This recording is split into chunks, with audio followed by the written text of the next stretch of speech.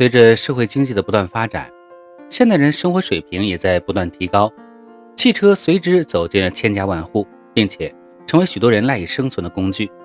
就比如城市中不断通行的出租车和公交车，而在远离都市的高速上，我们则经常能看到一辆辆疾驰的长途货车。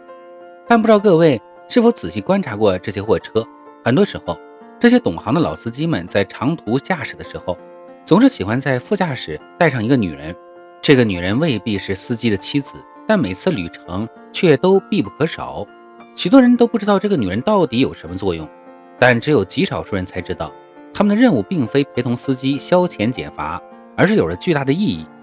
大家好，我是热心读者，又和大家见面了。在节目开始前，麻烦帮我点个赞并关注一下吧，谢谢了。众所周知，跑长途汽车是一件相当费时费力的任务，因为它不光需要司机拥有高超的驾驶技术，还必须要长时间的保持警惕。现如今，虽然社会在飞速的发展，但并非所有人都能找到体面的工作，而长途司机虽然比较辛苦，但收入却颇为不菲，也算是付出和回报勉强成正比。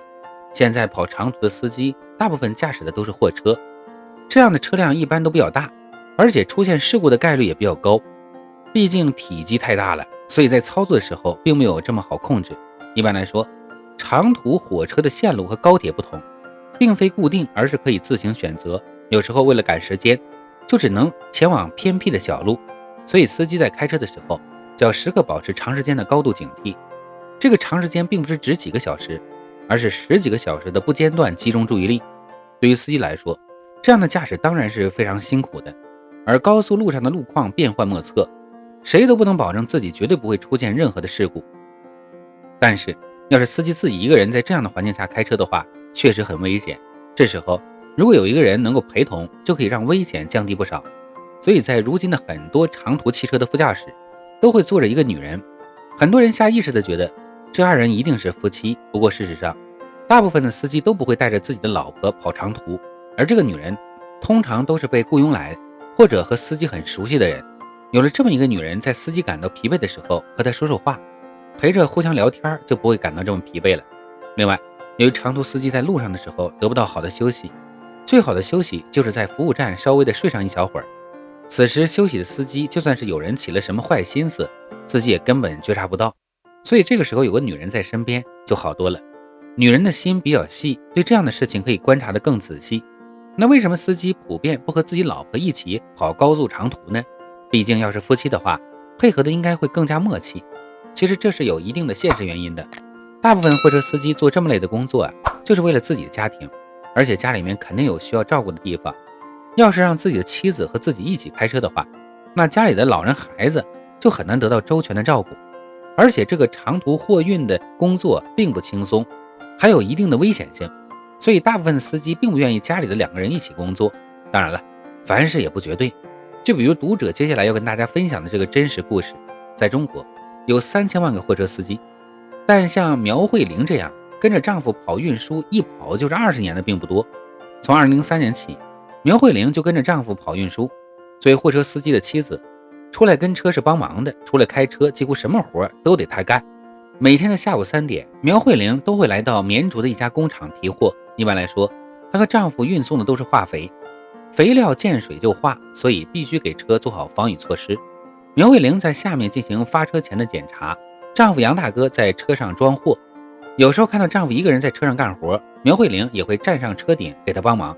等到货物全部装好，两人一起盖上防水塑料布，联系好商家，查询好路线后，苗慧玲就坐回副驾驶，开始这次的运输旅途。不料这次刚上车没多久就飘起了小雨。苗慧玲一边担心车上的肥料，一边想起了20年前自己刚跟车时的遭遇。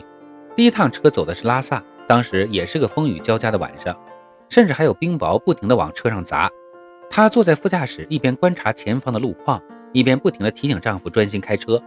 一路上有4、5辆车冲到了路基下，苗慧玲不敢多看，更不敢下车，全身狂冒汗，紧张的不行。第一次跟跑货车，苗慧玲就体会到了开货车有多么辛苦，多么危险。于是她决定从此之后都跟着丈夫跑运输，绝不让他一个人来冒这个险。跑完这次运输后，苗慧玲卖掉家里生意红火的服装店，从此坐上丈夫的副驾驶。这次发车已经是晚上，苗慧玲坐在丈夫边上，时刻提醒丈夫注意力集中，累了就去服务区休息。这一路上，她陪着丈夫一起，没有合眼休息过1秒钟。终于熬过了这个晚上，他们来到服务区，稍作整顿，准备再次出发。在服务区的洗手台上，为了保持清醒，苗慧玲会随便用凉水冲下脸。跟车途中，她从没洗过澡。苗慧玲说，跟车之前自己特别爱打扮，每天都收拾得干干净净，皮肤也保养得特别好。可现在每天在货车上，完全没有剩余的精力来打扮了。有一次跑成都，她一时兴起打扮一番，穿了一条新裙子。同跑货车的人却说：“你还知道你是个女人呐？”的确，跟车这10几年，苗慧玲真的把自己活成男人，不仅时常挨饿，碰到下雪天还要下车安装防滑链，不小心摔一跤也没有机会喊疼。不是男人也跟男人差不多了。跑车时，除了帮丈夫观察路况、查找路线、提醒丈夫打起精神，苗慧玲还要记账，提前联系下一趟货，避免空跑等待。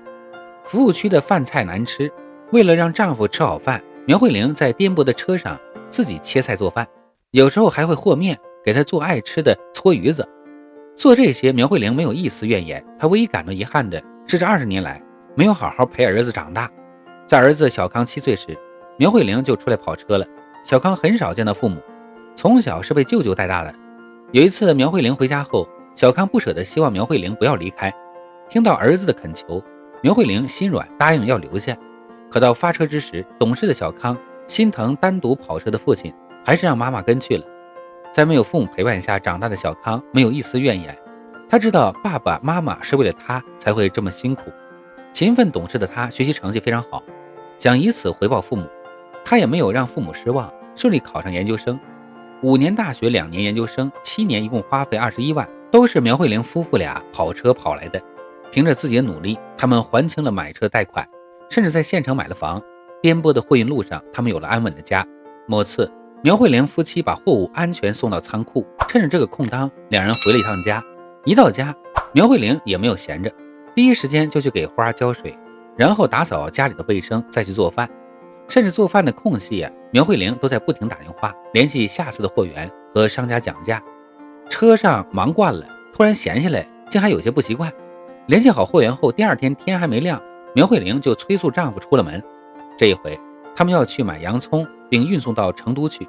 一车洋葱32吨，2天后就能到达。